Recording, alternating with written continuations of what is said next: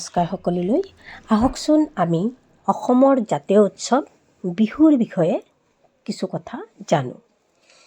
অসমৰ জাতীয় উৎসৱ বিহু। অসমত বাস কৰা প্ৰতিটো জাতি জনগোষ্ঠীৰ লোকে এই উৎসৱ পালন কৰে।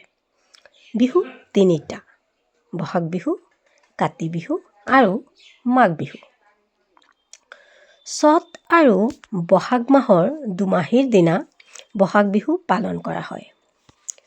এই সময়ত প্ৰকৃতিৰ বুকুলৈ মনোৰম পৰিৱৰ্তন আহে। বসন্তকালত পৰশত চৌদিশ ফলে ফুলে জাতিষ্কাৰ হৈ পৰে। কুলি কেতেকীৰ শুৱলা মাতে সকলোৰে হিয়ামন জোৰ পেলায়। বহাগ বিহুৰ প্ৰথম দিনা গৰু বিহু।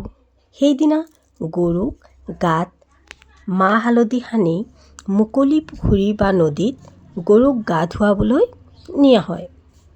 গা ধুৱাই উঠি ন-পঘাৰে গোহালিত গৰু বন্ধা হয়।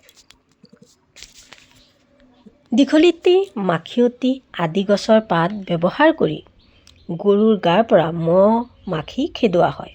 লাও বেঙেনা খাবলৈ দি গোৱা হয়: লাও খা বেঙেনা খা বছৰে বছৰে বাঢ়ি যা, মাৰ সৰু বাপেৰ সৰু তই হবি বৰ গৰু। আমিও সৰু তেনেকৈ কৈছিলোঁ, লাও খা বেঙেনা খা বছৰে বছৰে বাঢ়ি যা, মাৰ সৰু বাপেৰ সৰু তই হবি বৰ গৰু। পিছদিনাৰ পৰা মানুহ বিহু। সেইদিনা অসমীয়া বছৰৰ প্ৰথম মাহ, বহাগৰ প্ৰথম দিন। যাতে ভালে কুশলে যায় তাৰ বাবে গোসাঁই বা ঈশ্বৰৰ ওচৰত আশীৰ্বাদ বিচাৰে। বহাগ বিহু 7 দিনীয়াকৈ উদযাপন কৰা হয়।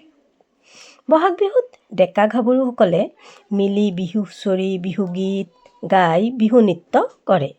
ঢোল, পেঁপা, গগনাৰ সুৰৰ লহৰত চৌদিশে আনন্দৰ বন্যা বৈ যায়। গৃহস্থৰ ঘৰে ঘৰে গৈ বিহু হুঁচৰি গাই গৃহস্থৰ কুশল কামনা কৰা হয়।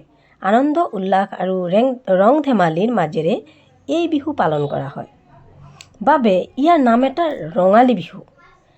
কাতি বিহু আহিন আৰু কাতি মাহৰ দুমাহীৰ দিনা পালন কৰা হয়। এই সময়ত সাধাৰণ কৃষকৰ ঘৰত খাদ্যৰ অকণমান নাটনি হয়। বিহুৰ দিনা গৃহস্থই তুলসীৰ তলত আৰু গোসাঁই ঘৰত চাকি জ্বলায়, মাহ প্ৰসাদ আগবঢ়ায়। লগতে ধাননি পথাৰত চাকি জ্বলাই লখিমীক আদৰে যাতে পথাৰৰ শস্যৰ উৎপাদন ভাল হয়। কোনোৱে কোনোৱে আকাশবন্তিও জ্বলায়। অভাৱ অনাটনৰ মাজেৰে পালন কৰা হয় বাবে এই বিহুক কঙালী বিহু বুলিও কোৱা হয়। এতিয়া আমাৰ শেষৰ বিহুটো হ'ল মাঘ বিহু। মাঘ বিহু পুহ আৰু মাঘ মাহৰ দুমাহীৰ দিনা পালন কৰা হয়। মাঘৰ আগদিনা উৰুকা বোলে।